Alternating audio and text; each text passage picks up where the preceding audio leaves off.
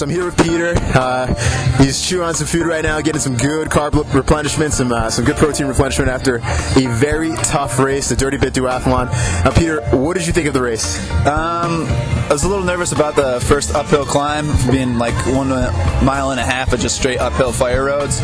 But after that, I went into some real nice, muddy, technical single track, and it was fun. Yeah. Now, would you consider yourself a very advanced mountain biker? I would, yes. I would consider myself an advanced. How many? What are some events you've done in the past? I did the World Cup back in 2010 at Windham, and I've also done Raccoon Rally a couple times. Jeez. Now, where does this course fall in between some of the events that you've done in terms of level of difficulty?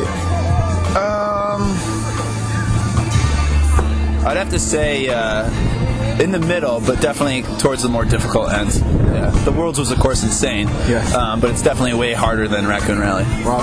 So, listeners, if you hear that, we just participated by someone who knows a little bit about mountain biking, an intermediate to an advanced race course, and I think that's a pretty fair assessment, guys. I must have felt at least 6 or 7 times. For a person like me who's just sort of an amateur at this, what are some basic tips that you recommend? I was staying on the bike. I try to sit down a lot. I noticed a lot of riders sitting down on the bike instead of keeping themselves upright and standing up. Is that something you would recommend, or?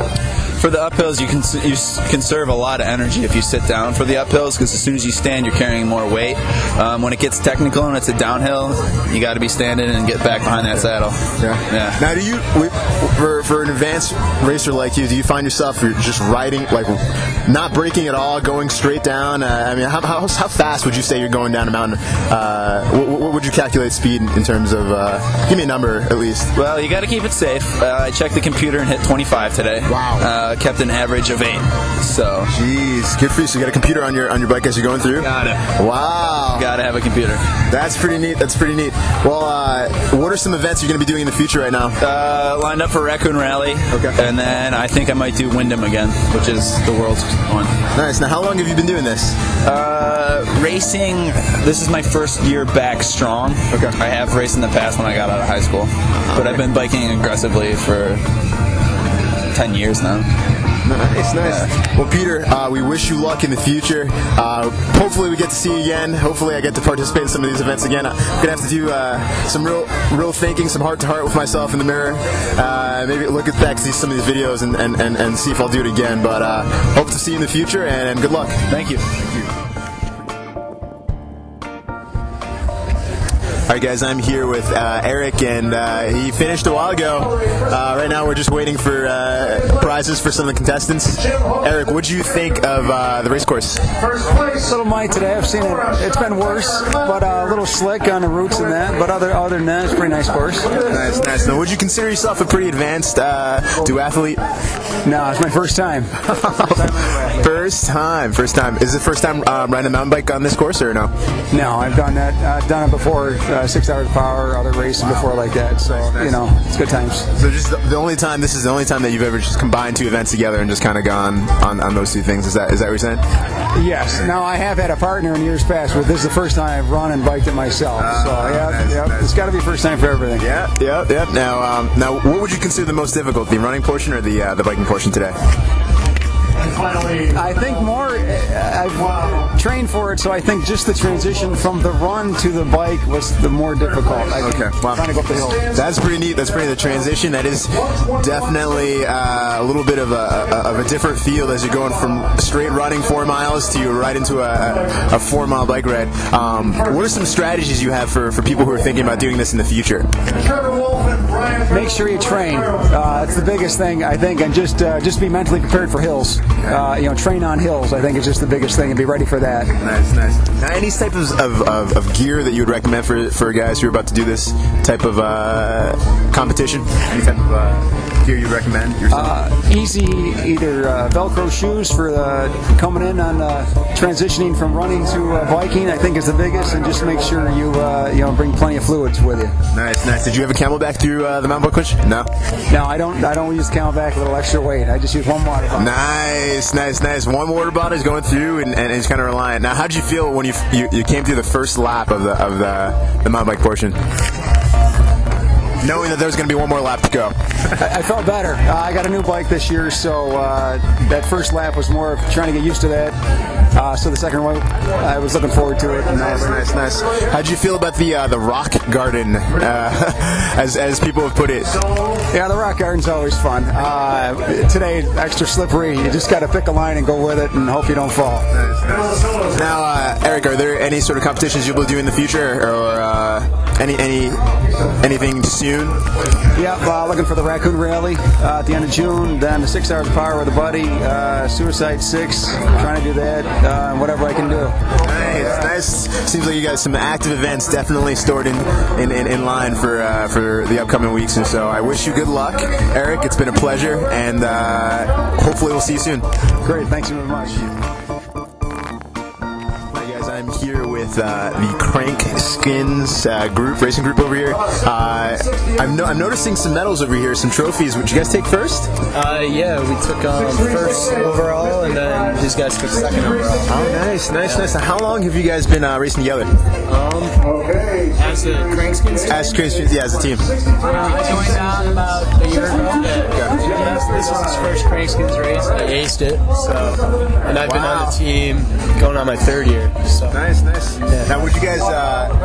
How would you consider about this? What was difficult about this race course today? What would you consider? The mud didn't help. The mud was definitely the deal breaker for sure. But everyone's got to race through it, so. Yeah. And what sort of events you guys are going to do in the future? We'll be here again for 6 hours of power. Yep. A bunch of 24 hours. Yeah. There's a 6-race series coming up Wednesday nights starting next week. So that'll be the same course. So it's a 6-race series. They take the best 4 teams. So. That's nice. Now, what are some real quick tips that you guys would give to someone, intermediate racers who are thinking about doing some of these events? Any sort of quick tips that you guys would recommend? You win races in the winter. Get out there in the winter because you don't win in the summer. The summer's fun. The winter's when you win. Yeah. That is a good one. That's the tip. Don't wait till spring. I think the biggest thing when I'm trying to get people to ride is they think that when you're getting passed by someone, you just get run off the trail. And in reality, everyone's pretty friendly out here. They let you know when they're coming through. They'll pick a line. So I think I would tell them that you shouldn't be afraid to go out and try it because in general, most people are pretty nice about it. It's not intimidating at all. Nice. Now, any type of gear that you guys would recommend? Anything that you guys were using today you felt really comfortable with? Any type of just basic gear that you'd recommend for racers in the future? Specialized bikes, specialized tires, man. All the way. Yeah. 29er for sure. It's the new deal. Bigger wheels. It just makes it easier. It just rolls over stuff faster. Yeah. Nice. Were you guys clipless pedals today, or clipless? Always. Yeah. Now, what's the reason for that? What's your reasoning behind that? To the bike. I mean, your feet don't bounce off the pedals. You can control your rear a little bit more, and when you're pedaling, you don't worry about your feet slipping off. You just know that they're engaged at all times. So. What about strategies for the downhill portion? Any sort of strategies you guys have down? Slow down before the turn. Speed through after it. That's the biggest. Don't wait till a turn to brake after or before, and then rev through it, and you're good. Eyes up. Look ahead of where you're going, not necessarily where you're. Right in front of you. You need to know what's coming up to know. Like he said, when to brake, and if you should be braking now, or wait a little bit and let off the brakes and go a little faster. So. Yeah. Also, you don't win a race on the downhill. That's 10 seconds. You're not going to win coming down, so just take it easy and relax. Some great recommendations and strategies from Crank Skins. Guys, I wish you guys good luck in the next couple of races, and it's been a pleasure. Hey guys, I'm here with Barry. He just finished the Dirty Bit Duathalon. Barry, first of all, where are you from?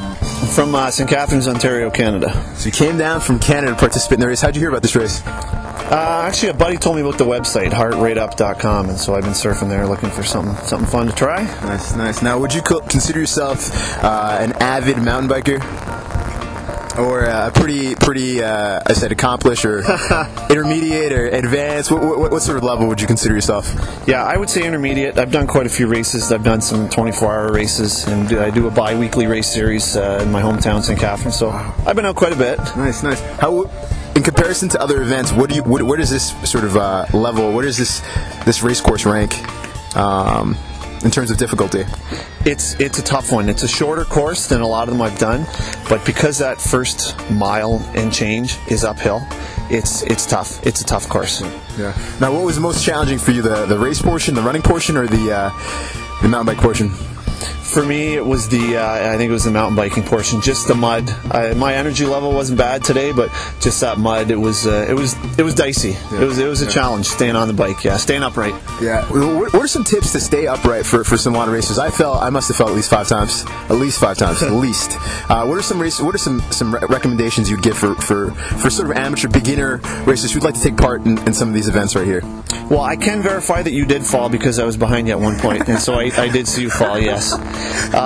In the mud, you know what? It's as counterproductive as it would seem. It is beneficial to keep some speed when you're going through the mud, because as soon as you slow down, that's when you start to wobble. So you got to look ahead, try and pick the best line that you can.